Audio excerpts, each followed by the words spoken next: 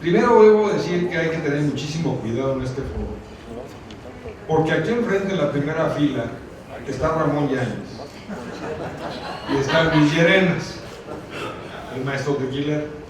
Pues cuidado con lo que decimos, porque a la hora de las preguntas y respuestas nos van a enmendar la plana, seguro. Pero bueno, me voy a echar el día. Ya está apuntando, ¿verdad? Sí, yo. Bueno, antes que nada, quiero decir que a mí no me gusta el tequila. Me encanta. Y el tema alrededor de la primera denominación de origen de México, y yo diría la más exitosa de las 17, creo que tenemos, Alfredo, 17 hoy. La última creo que fue el chile Yagualica, algo así. Bueno, pero aquí quisiera empezar diciéndoles que la principal diferencia entre una indicación geográfica y una denominación de origen es el factor humano, que contempla una denominación de origen. La indicación geográfica es simplemente el nombre de una región geográfica, punto, que claramente le da las características a los determinados productos. Pero en la denominación de origen sí involucra el factor humano. Esa es la diferencia más importante desde mi punto de vista. Segundo, desde el año pasado, creo que con una reforma a la ley se incluyen las indicaciones geográficas en México. Antes no teníamos indicaciones geográficas. Y hay una cantidad de productos que no se podrían proteger con una denominación de origen, porque no da para una denominación de origen. Y no quiero mencionar, bueno, sí lo voy a mencionar. Hay algunas denominaciones de origen que, perdón, no debimos haber dado. Pero bueno, por una o por otra razón, llámese secretario de Comercio o como lo quieran llamar. Por ejemplo, dimos una denominación de origen para una región que no existía.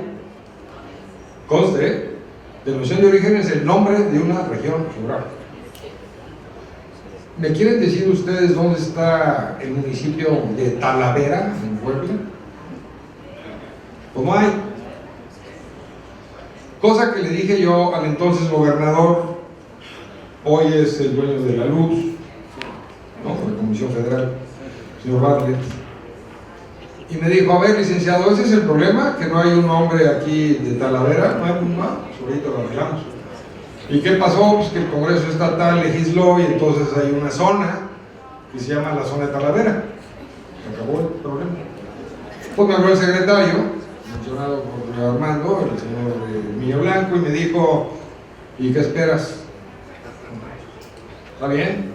Entonces hay unos municipios de Puebla, y claramente el gobernador de Tlaxcala no le hizo ninguna gracia, porque hay un pleito entre Tlaxcala y Puebla diciendo que la Talavera de veras es de Tlaxcala. Bueno, total que, ¿cómo se llama el pueblo? San Pablo del Monte.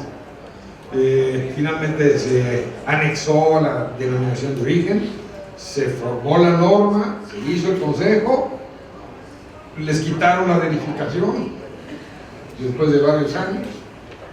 Pues bueno, aquí lo que quiero que quede claro es que el tema de tener una denominación de origen, o que el INPI otorgue una denominación de origen, es una parte mínima.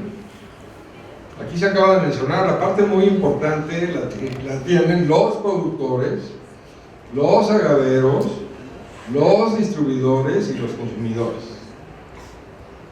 Solo así funciona una denominación de origen realmente.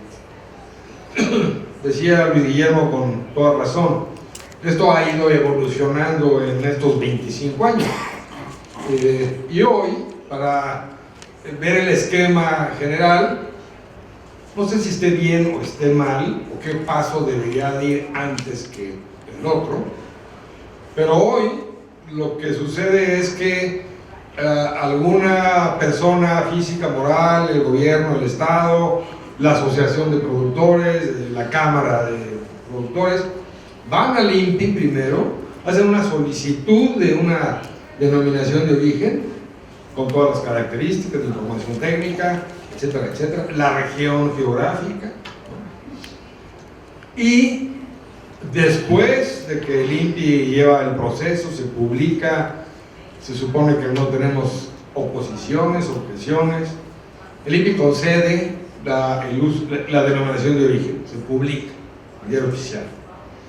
En paralelo a veces, y si no después, empezamos con el tema de la norma, que es muchísimo más complicado que el tema de la denominación de origen como tal. Estar negociando una norma nos puede llevar años. Entonces, ¿qué acaba pasando? Que el producto se está vendiendo, es más, se ha estado vendiendo con ese nombre, ¿no? Sin denominación de origen y sin norma.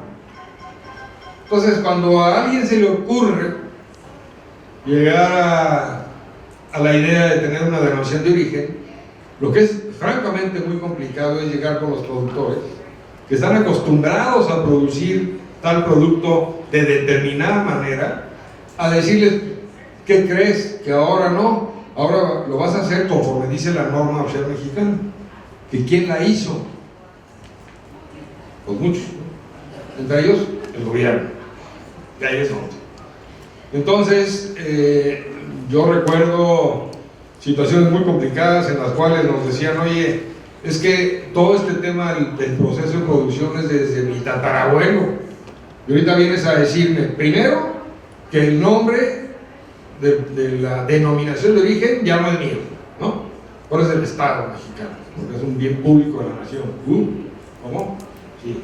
Y que para yo poderle poner ese nombre a mi producto, tequila, tengo que tener la autorización del INPI para el uso de la denominación de origen, tequila en este caso.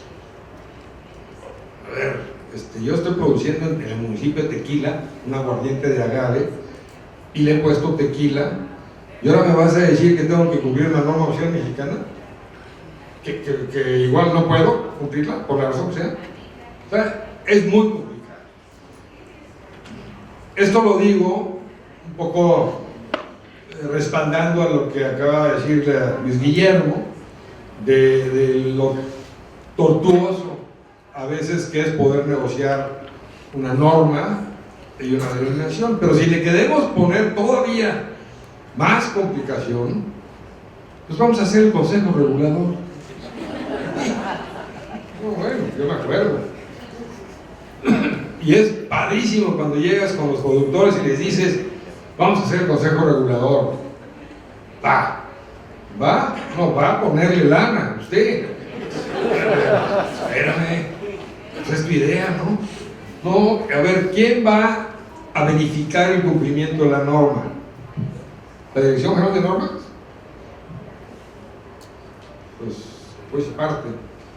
Y no sé si tengan capacidad, no lo sé.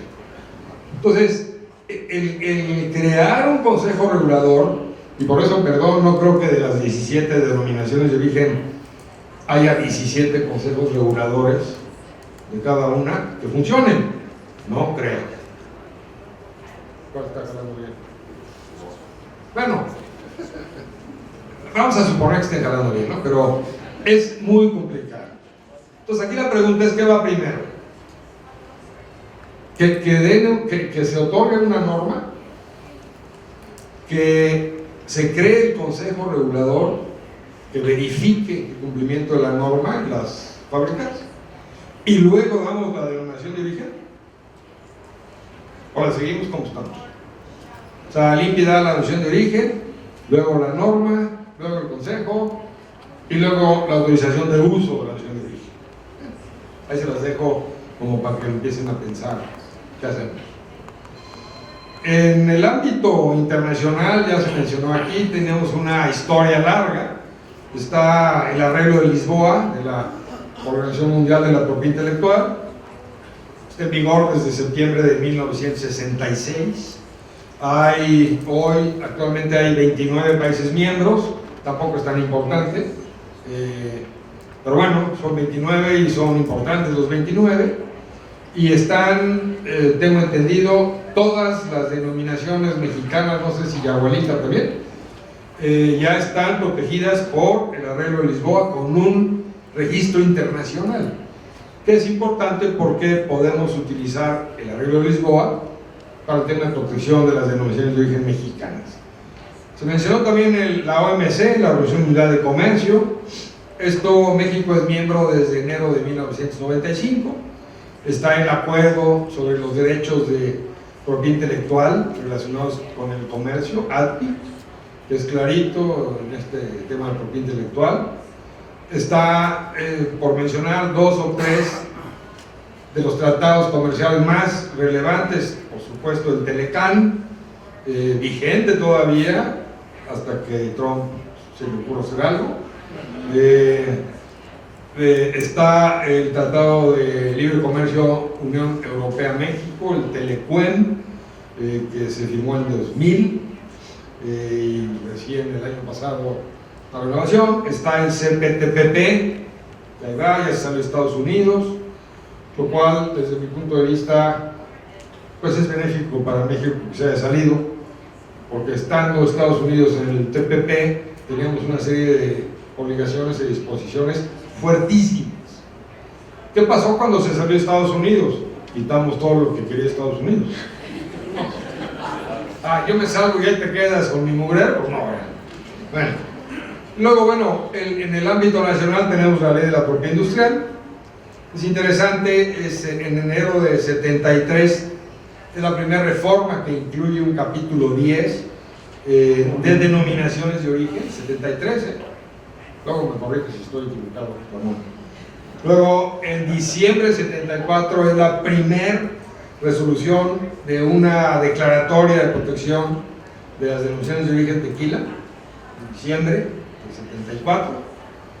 Y luego viene todo el tema de normalización y evaluación de la conformidad, que aunque parecen temas o son temas independientes, pero están ligados, como ya vimos aquí el tema, ¿no? La primera norma, que creo que ayer se mencionó, para el tequila se publicó en junio de 1949, para que lo tengan. Y es la DGN R9-1949. Aquí lo que hay que decir es que esta norma era de cumplimiento voluntario, o sea, no se cumplía. La versión obligatoria se declaró hasta abril de 1997, no, perdón, 1967, o sea, 49 al 67. Y aquí es interesante lo que decía esa primer norma, comillas: se entiende por tequila el aguardiente de mezcal obtenido del agave azul tequilana Weber amaralidáceas y de otras especies del mismo género que se cultivan en el estado de Jalisco en las tierras y condiciones climatéricas que le son características. ¿Qué quedó de todo esto? Nada. Bueno, sí, el agave azul. Qué bueno. Pero bueno, pues para eso era voluntario, ¿no? La primera declaratoria de protección de la denominación de origen tequila se publica a finales de noviembre de 74, con un territorio original de 167 municipios, todos los de Jalisco, nosotros. Actualmente, tengo entendido, cifras del CRT, yo tampoco traigo las mías, actualmente son 181 municipios. ¿Por qué es importante el CRT? Pues porque hay más de 400 millones de agaves registrados por primera vez, ¿no? O sea, antes del CRT no creo que supiéramos cuántos agaves tenían. Tal vez cada planta sí sabía, o pues cuántos hay, más o menos. Pero bueno, en 94 había 35 empresas productoras de tequila. Hoy hay 155. ¿Por qué? Pues porque es un negocio el tequila. ¿Y por qué?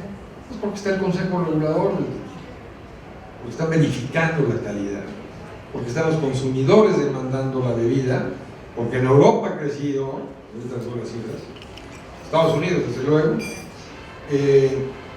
en 95 se produjeron 104 millones de litros y en 2018 309, o sea 200 más. Digo, es evidente la importancia de este mercado y de esta industria. En 95 se exportaron 65 millones de litros y para el año pasado 223 millones de litros, de los cuales Estados Unidos se lleva el 82.5%, como 0.2. Segundo lugar es Alemania, pero Alemania como un 3 y cacho. Por cierto, conocimos una planta envasadora en Alemania de los señores Mathiesen, impresionante. Y otra vez, eso lo cuento porque si no hubiera un consejo regulador del tequila y empresarios tequileros como los que forman la Cámara, sería imposible poder exportar y vender cualquier producto, en este caso una bebida alcohólica, pues menos. O sea, y ahí está la demostración.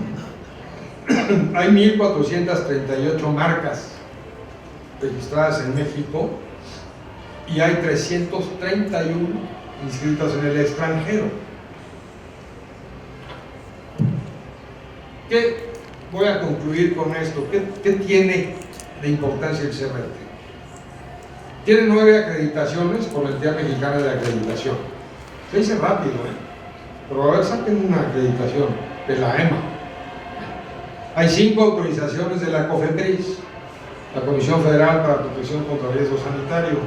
Yo no sé cuál es más difícil, si la EMA o la COFEPRIS, pero por ahí van. Desde hace 25 años, el CRT está acreditado como un organismo de certificación por la Dirección General de Normas.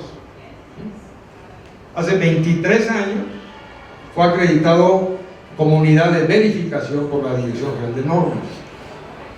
Hay un sistema de calidad certificado en ISO por AENOR y por ANSE desde junio de 1999. Hay un programa distintivo T de tequila, T, que se implementó desde el año 2003. También me tocó con Ramón y algunos tequileros estar en varios lugares otorgando el distintivo T a restaurantes o bares, y realmente les transmito el orgullo de los dueños y del personal de esos restaurantes y bares de recibir el famoso distintivo T. ¿Qué quería decir? Que se vende tequila legítimo, ¿sí? Que rompen las botellas vacías, no se vuelven a rellenar. En fin, el CRT fue crucial en la puesta en marcha de la ruta del tequila desde junio de 2006. Tiene cooperación internacional, pues aquí están, ¿no? Con Scotch Whisky Association, con la Oficina Nacional del Coñac, con el Comité Interprofesional del Vino y Champán, con el Consejo Regulador de Rioja, de Ribera del Duero, del Brandy de Jerez, con la Federación Española de Bebidas Espirituosas, y desde luego es parte y fue presidente del Origin, que es una red mundial que tiene más de 350 organizaciones de productores de 40 países. Parte importante con la que concluyo es la labor permanente del Consejo Regulador en el combate a la ilegalidad, a la falsificación, la destrucción de bebidas, tanto en México como en el extranjero. En Alemania, Estados Unidos, en Uruguay, en la isla de Creta. Y digo, a mí cuando me dijeron lo de la isla de Creta dije, ya se echaron demasiados caballitos, pero bueno. Han destruido 3,5 millones de litros falsos, ¿no? Y tienen una serie de reconocimientos y premios que me tardaría otros 10 minutos en darlos. Tal vez el más relevante que acaba de pasar es el récord Guinness, que ya lo tenían en 2009 cuando tenían 1.201 marcas. Ahorita creo que se aventaron como 1.700, ¿no? Por ahí. Bueno, por eso es importante el Consejo Regulador de Tequila. Y por eso tenemos que apoyarlo sobre todo con las autoridades federales, porque luego hay unos creativos que en lugar de crear, destruyen.